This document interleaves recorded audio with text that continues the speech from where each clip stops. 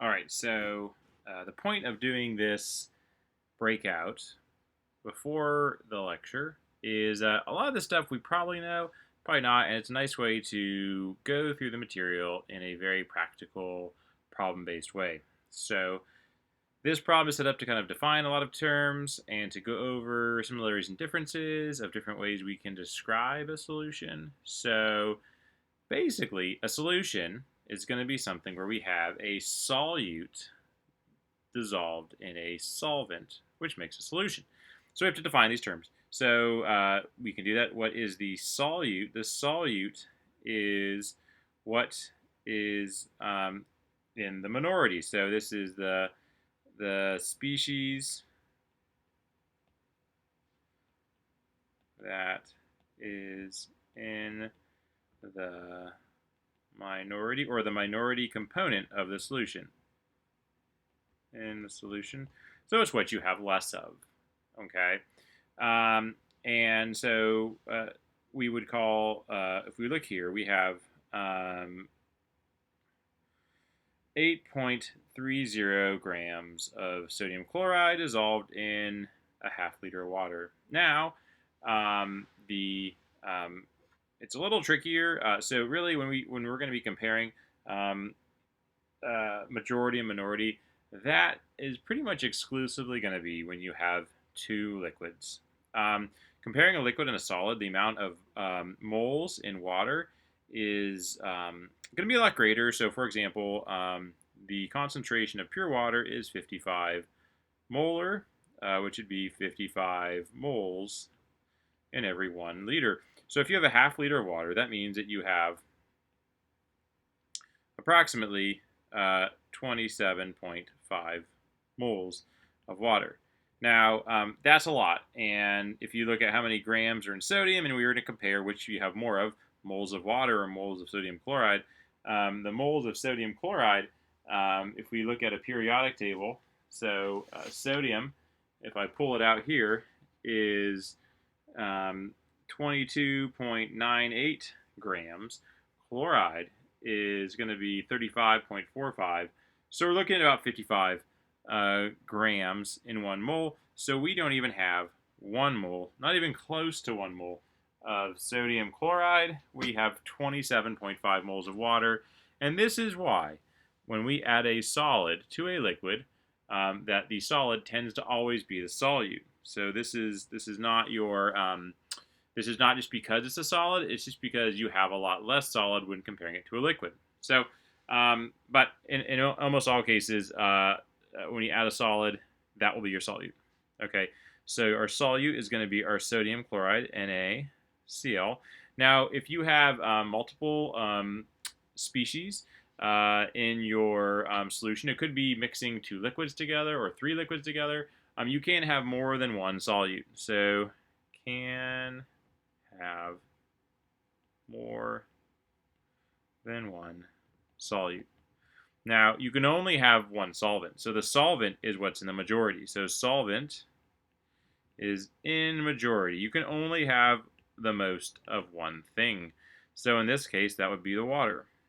Okay, so you can have multiple things, multiple solutes dissolved into 1 solvent, but you can never have more than 1 solvent because you can't have 2 things in the majority.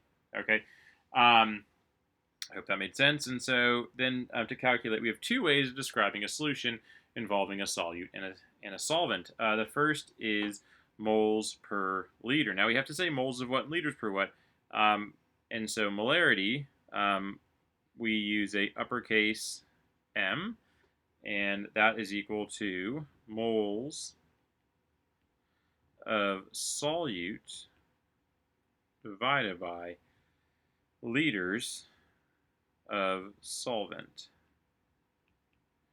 And so that would be equal to moles of NaCl over liters of water. Okay, so to figure out how many moles of NaCl we have to do a little calculation. So we have, to find out moles, we'll do that in blue, kind of keep things a little separate. So we start off with 0.30 grams NaCl. And how many grams are in 1 mole of NaCl, you ask? Well, we can calculate that to be 58.43 grams of NaCl. So you can see we have a lot less than 1 mole, so we find that this equals, we'll do it up here, 0.1421 moles of NaCl. So that's, so we can actually do this. So we can have 0.1421, and that's, just so we have that, that's mole NaCl divided by liters of water is going to be 0.500 liters H2O. So we get from that a concentration of 0.284 molar. Again, we have 3 sig figs for both water and sodium chloride. So then that's our concentration of our sodium chloride in molarity. Okay. Now, another way to represent concentration of a solute in a solution is molality. I know that sounds very similar to molarity, but molality is a italicized lowercase m, so I just a little whoop at the end to show that molality is equal to moles. So again, it has that mole per molarity, molality. They both have mole in it, reminding you still the top doesn't change. Moles of solute divided by, now instead of liters of solvents, it's going to be, I'm sorry, I messed this up. This is not, okay, back it up. This is liters. I'm going to do this in red to highlight this is liters of solution. And this is kilograms. All right, that's solvent. It's in red. So my apologies there. This is kilograms solvent. So there's 2 differences on the bottom. One is the unit. One is a mass. One is a volume. The second is what we're talking about. One is the whole solution, and one is just the solvent. Okay, so make sure you check that. So I apologize for that. In this case, that's going to be moles NaCl over kilograms water. And so what we have here, and let me actually just do one other thing. I'm going to take out the water here, and I'm going to put the solution so that we know that. And then I'll also do liters of solution here so that we're consistent. So I apologize, but there, now it's all consistent. Okay, so what happens here is that when you write out the values, we still have 0.1421 moles of NaCl, and on the bottom, well, how much is 1 kilogram of water, or how much is, if we have 0.500 liters of water, because water has a density of 1.00 grams per mil, this is the same, this equals 1.00 kilograms per liter. So what happened is I multiplied grams by 1,000 and I got kilograms, and liters by 1,000 to get liters. And so I scaled both up. So basically multiplied top and bottom by the same number, and you get the same value of 1. So for every liter of water, it weighs 1 kilogram. So we have a half liter. So that means I have 0.500 kilograms of our solvent water. Now this is the same number, 0.5, as the liters of solution. Now this is only the case. This is a coincidence. Well, it's not a coincidence, but it happens only because water has a density of 1. Okay? And that is the reason. So this is the only case in which we have the molarity and the molality, both are, when calculated, the volume of the solution and the mass of the solvent are the same number. So we get the molality equaling, we'll do this down or up here, equals 0.284 molal. And again, that's just because water has a density of 1. Therefore, the volume and the mass are the same number. Only true for water. Okay?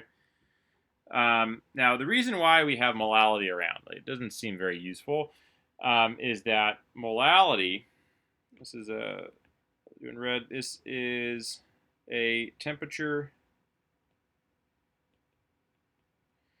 independent unit. That is to say that liters go up or down with temperature. So volume is temperature dependent, where mass does not change as the temperature changes. So if you have a solution that gets warm or gets cold, the volume of that solution goes up or down. And if your volume changes, then your molarity changes. So even though the concentration, the amount of solute, has not changed, the volume of your solvent, of your solution, has changed.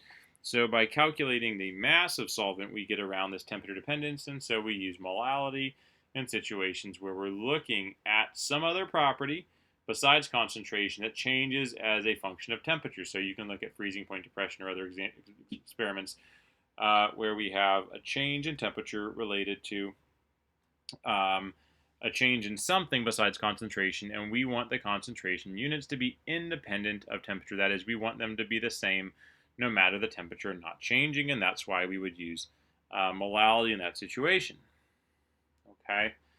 The last question on here is to do with the dilution, and so it's telling us how much water do we have to add to having a concentration of 0.1 molar. So right now we calculated that our molarity is 0.284 molar, and we're asking how much H2O do we need to add to get a new concentration of 0.1 molar.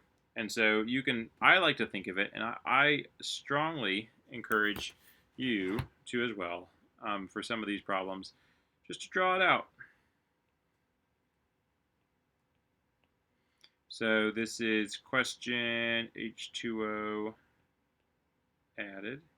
So this is our water. Actually, I'm going to do this to make it more realistic. I'm going to say my water starts off down here, my solution. And we're going to add water so it goes up. Okay, so the initial molarity we're going to call M1. The initial volume we're going to call V1. The initial, the final is concentration is M2. Final concentration is V2. So M1 we said was 0.284 molar. The initial volume of the solution was 0.5 liters. Now concentration we know is 0.100. That was what we said right here. And we do not know the final volume.